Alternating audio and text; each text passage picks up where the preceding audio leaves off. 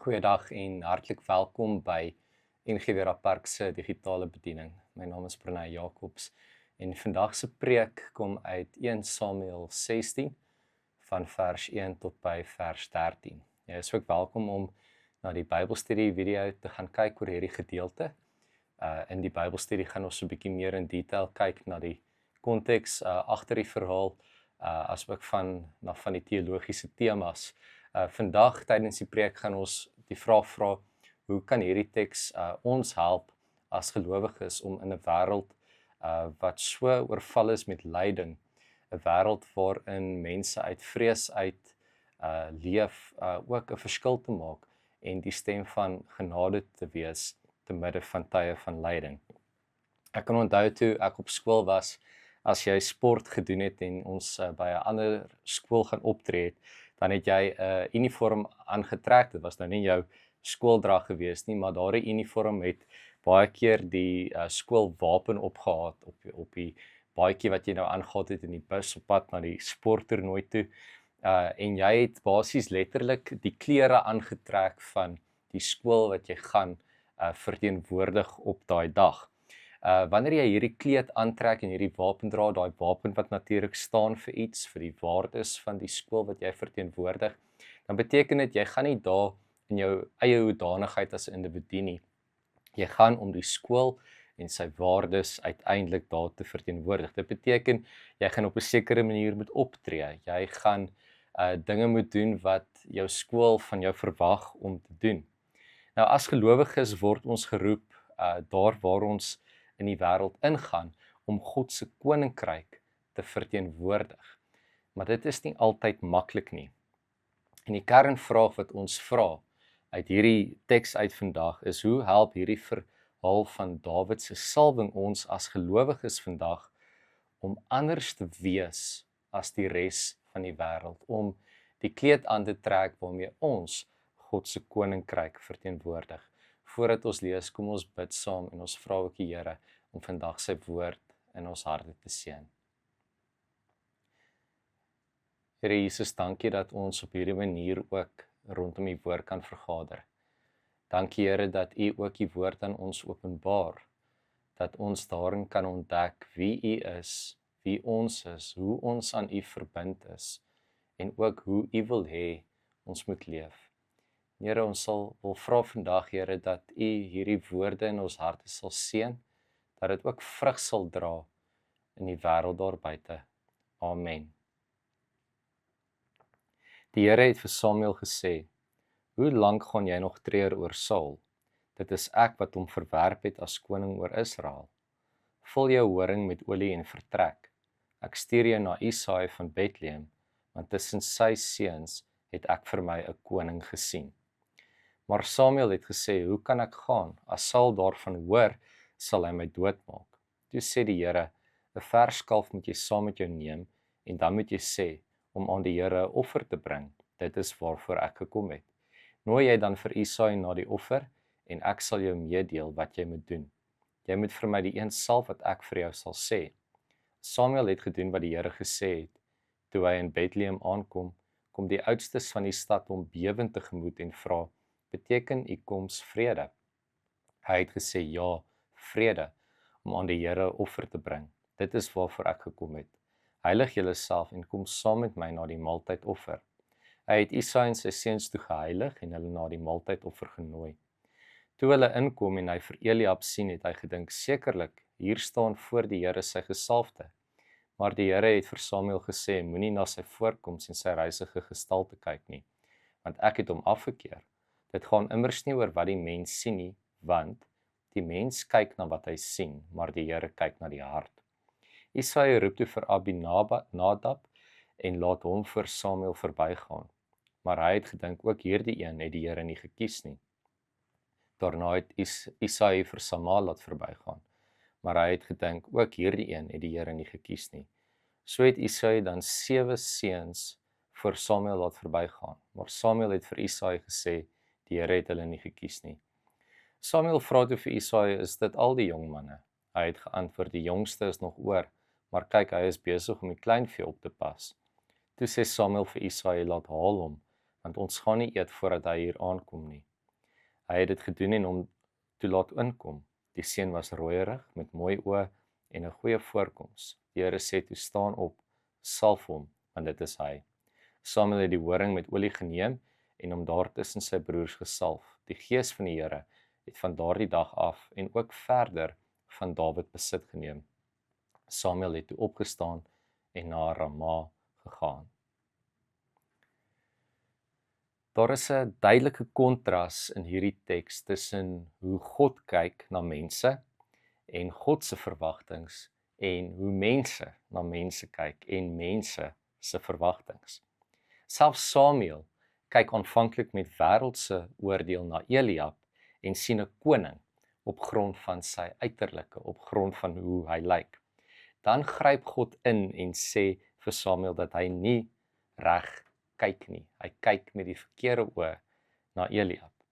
Want God kyk na die hart. Hy kyk verby die uiterlike kleredrag en hy kyk verby die metaforiese skoolwapen wat ons dra en hy kyk na wat binne is in die kleredrag. Hy kyk na die mens wat binne in dit is. Ons kan baie maklik die fout maak om te dink dat om 'n Christen te wees beteken om net anders te lyk as die res van die wêreld, om anders voor te kom. Dat om God se koninkryk te verteenwoordig met my lewe van buite af 'n bepaalde voorkoms hê en ek moet 'n bepaalde voorkoms handhaaf om God se koninkryk uiteindelik te verteenwoordig. Maar wanneer ons in 'n wêreld inbeweeg waar oordeel aan die orde van die dag is, waar mense vinnig is om te oordeel op die uiterlike in plaas daarvan om God se genade te ervaar, kan ons harte baie maklik besoedel word deur hierdie wêreld. Maar ons het nie 'n keuse nie, dis die wêreld waarin ons geroep is om God se koninkryk te verteenwoordig. Nou hierdie teks wys vir ons 'n alternatief. Hoe 'n ritueel ons in staat kan stel om eerder God se genade te ervaar as 'n teenmiddel teen oppervlakkige oordeel, selfs in tye van lyding. Dit is baie maklik om genade te leef in tye van voorspoed, wanneer dit goed gaan, maar dit raak moeilik wanneer ons deur tye van lyding gaan. En ons is nou in die tyd in die kerklike jaar wat ons lydenstyd noem. En dit gee vir ons die geleentheid om te ontdek dat ons selfs in 'n tyd van lyding God se genade kan ervaar en dat ritueel ons help om lyding te verduur sonder dat dit ons harte versuur. Nou hierdie teks beweeg deur 4 tonele waarin genade ervaar word te midde van lyding. Eerstens, die eerste toneel konfronteer Samuel se rou oor Saul hom terug na gehoorsaamheid. Die Here vra vir Samuel, hoe lank gaan jy nog treur oor Saul? En dit word gevolg met genade wat bewerkstellig word deur roeping. Die reaksie op hierdie uitnodiging van hoe lank gaan jy nog hierdie lyding oor Saul verduur en dan 'n uitweg daaruit roep God vir Samuel met 'n opdrag. Hy sê vul jou horing met olie en vertrek. En daai tyd het hulle 'n horing van 'n dier gebruik om vloeistowwe in te berg met 'n kurk en hierdie is dan nou die horing wat hy met olie moet vul om uiteindelik dan nou vir Dawid te salf as koning. So God se sending, sy roeping het eintlik soos 'n prop, nê, soos amper 'n liggaamlike prop, hierdie horing en olie en natuurlik ook die vars kalf wat Samuel saam met hom moet dra. Nou hierdie wat hy saam met hom dra op sy reis is 'n tasbare herinnering dat roeping nie net 'n idee in ons koppe is nie, maar 'n gehoorsame gang is, dat dit ons uitstuur in hierdie wêreld in. En hierdie simbool is 'n teken van God wat saam met ons in hierdie pad ingaan en wat ons ook bemagtig om ons roeping uit te gaan leef te midde van die lyding wat ons self ook verduur in hierdie wêreld van lyding in. Die tweede beweging is Samuel se vrees vir hierdie reis en Saul se potensiële geweld wat hier op die tafel gesit word. Nou sien hier raak die openheid wat Samuel het om sy vrees aan God te bely. Hy erken sy lyding, hy erken sy vrees en hy die vrymoedigheid want hy verstaan God se genade om dit aan God te openbaar. Hy sê as Saul daarvan hoor, sal hy my doodmaak. En God gee 'n uitweg hiervoor weer eens met die gebruik van 'n ritueel om die vrees van die dood uiteindelik met genade te ontmoet. Neem 'n verskalf, kom om 'n offer te bring. En hier dien die offer as 'n beskermende handeling. So ons het die simbool van die horing met die olie wat sê God roep ons in die wêreld en hy stuur ons in die wêreld in en dan die verskalf as 'n teken van God se beskerming dat hy saam hierdie pad sal stap, dat hy ons nie net stuur met 'n roeping in die wêreld en ons moet self sien kom klaar nie, maar dat hy wesenlik by ons is in daardie roeping. Die derde beweging is waar die rituele atmosfeer hier in Bethlehem dan nou opgebou word, want die oudstes kom en hulle is bewend, nê. Hulle vrees slegte nuus, want onthou hierdie was 'n tyd van oorlog gewees. Saul was 'n tyd waarin Israel daarin kwam en baie oorlog gemaak het en Samuel wat die woordvoerder is, so hulle verwag hier kom moeilikheid, hier kom slegte nuus, ons gaan nou oorlog toe. Dit is of ons het iets verkeerd gedoen. Die profeet kom want ons is in die moeilikheid en hulle vra, hoorie, is hierdie nou moeilikheid of hoekom is jy hierso? En hy antwoord hulle vrees van lyding met die belofte van vrede. Hulle word geroep om die vrees te ontmoet met heiligmaking. Heilig julleself en kom na die maaltydoffer. Nou, dit beklemtoon ook weer eens, roeping is nie 'n individuele ding nie. Ons dink baie keer, ek is geroep, my roeping, baie individualisties daaroor. Baie soos wat die wêreld op maar vreeslik individualisties georiënteerd is, maar nee. Dit roep ons in die gemeenskap in. Die gemeenskap word geroep tot heiligmaking. Roeping is nie 'n individuele ding nie. Dit gaan daaroor om God se koninkryk te bedien, sy mense te bedien en hulle te roep tot heiligmaking. Die vierde beweging is dan nou amper hierdie kry amper die idee van 'n modeparade, nê. Hierdie verhoog wat uitgelê is en een vir een kom die seuns vorentoe en dan word daar nou gekyk, hulle word beoordeel. Hulle word taamlik letterlik beoordeel of hulle nou die gesalfde is wat die Here gekies het. En interessant waar God se genade selfs vir Samuel hierso kom red, nê, waar hy aanvanklik met sy menslike oë na Eliab kyk en dink, hoor jy, ons hoef nie eens verder as Eliab te kyk nie, jy kan sommer sien hierdie man is 'n koning, en dan kom die Here met genade en hy sê vir Samuel, nee, dit is nie hoe ek kyk nie, en hierdie genade is nie net om hom, jy weet, oor die skouers te tik en vir hom te sê, nee, jy is verkeerd nie. Hy leer hom ook, hy sê vir hom, luister mooi, ek kyk nie soos wat julle kyk nie, ek kyk nie na die baadjie met die wapen nie, ek kyk na die hart, ek kyk anders, en hy leer, en jy kan sien, Samuel leer hierso om sy hart verander ook, hy kyk nou met God se oë, in plaas daarvan om na sy eie oë te kyk. So God gryp in met sy genade, hy maak ons harte nuut, hy maak ons harte rein, hy maak ons harte heilig, sodat ons ook met met genade oë na mense kan kyk in plaas van oordeel. Nou, die salwing van Dawid is ook baie belangrik hierso. Dawid se salwing is nie om hom nou vry te stel van lyding nie. Baie keer dan dink ons as die Here ons seën, dan beteken dit ons hoef nooit weer lyding te verduur nie.